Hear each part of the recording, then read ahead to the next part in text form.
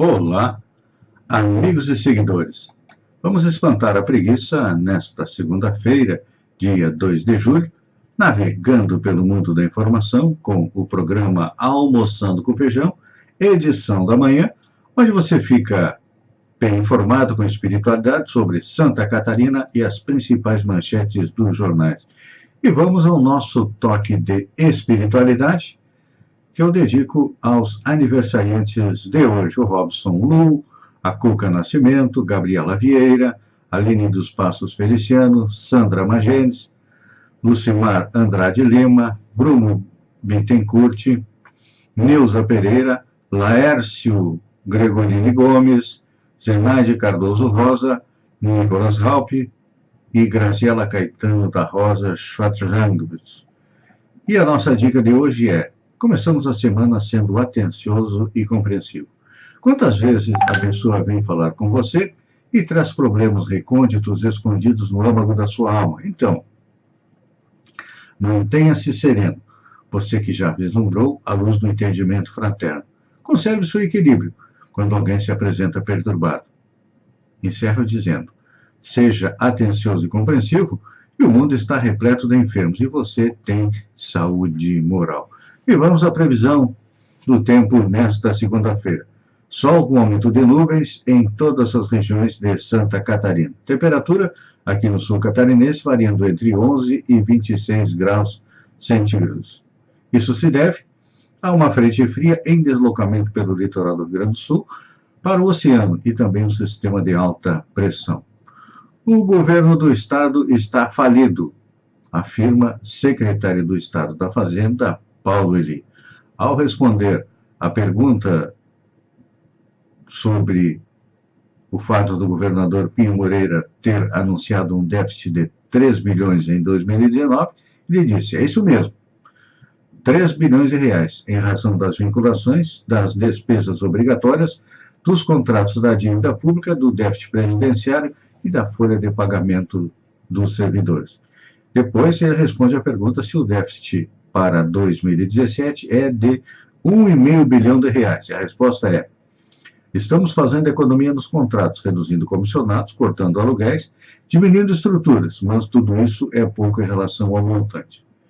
Então, quanto o senhor pretende cortar do 1,5 bilhão deste ano? Disse ele. Em janeiro, o déficit era de 2 bilhões.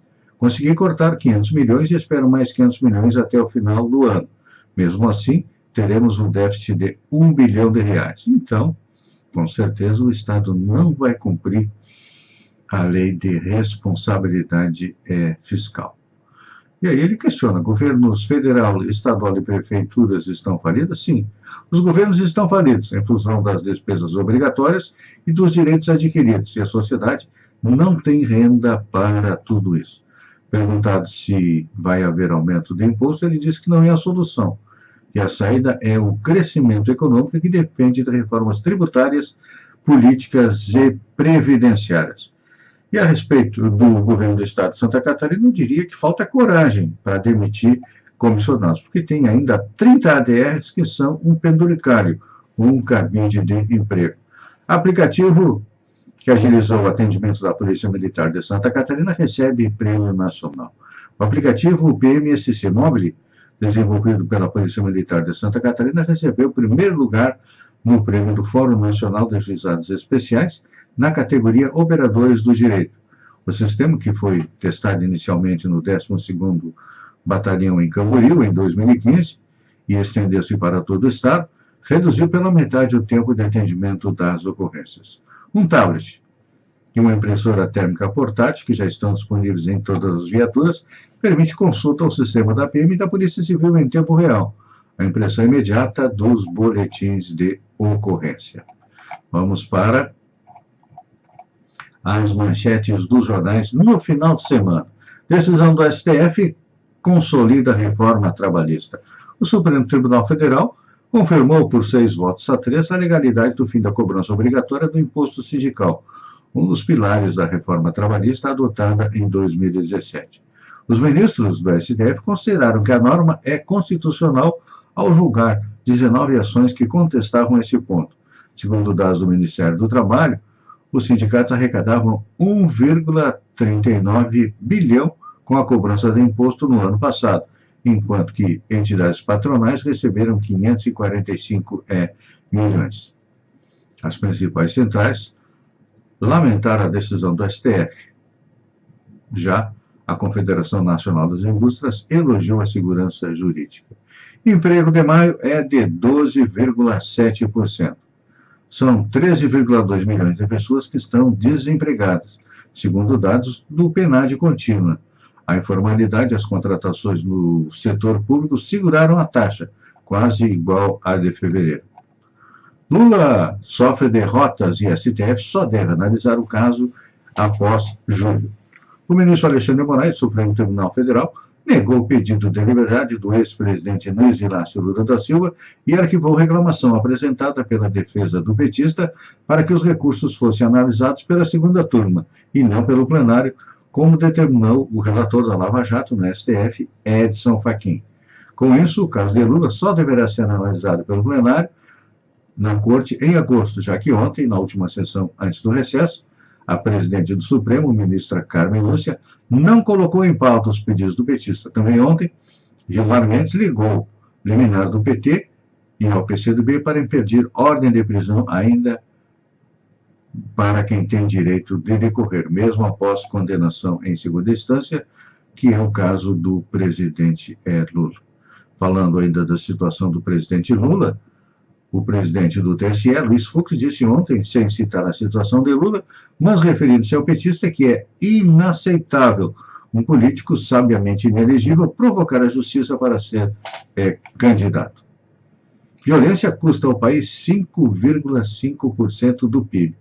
A falta de segurança custa mais de 365 bilhões por ano ao país. O valor, que equivale a 5,5% do PIB, foi calculado pelo Instituto de Pesquisa Econômica Aplicada, o IPEA, e pelo Fórum de Segurança Pública, com base nos dados oficiais de 2012 a 2016, para um estudo inédito da Confederação Nacional da Indústria. Se dividida pela população, a conta seria de 1.800.000 para cada brasileiro por ano. A cifra bilionária equipara-se em relação ao PIB aos setores da construção, que consome 5,2%, e da indústria 5,3%. As despesas públicas anuais com segurança e sistema prisional somam 101 bilhões, e os custos privados 264 bilhões. E a violência, porém, avançou. Você sabia que o Bolsa Família é consumido no juro do cartão? Pois é. O uso de cartão de crédito, popularizado pelos bancos financeiros e grandes varejistas, levou 769,6 mil beneficiários do Bolsa Família à inadimplência. Agora, são 29,6 dos 2,6 milhões de pessoas que, segundo o Banco Central, não conseguem pagar sequer o mínimo da fatura. Jornais de hoje, a manchete do Globo é: líder do governo loteia vagas na data prévia. O líder do governo Temer no Congresso, deputado federal André Moura, do PSC do Sergipe, avançou sobre a data prévia estatal que processa a folha de aposentadorias do INSS.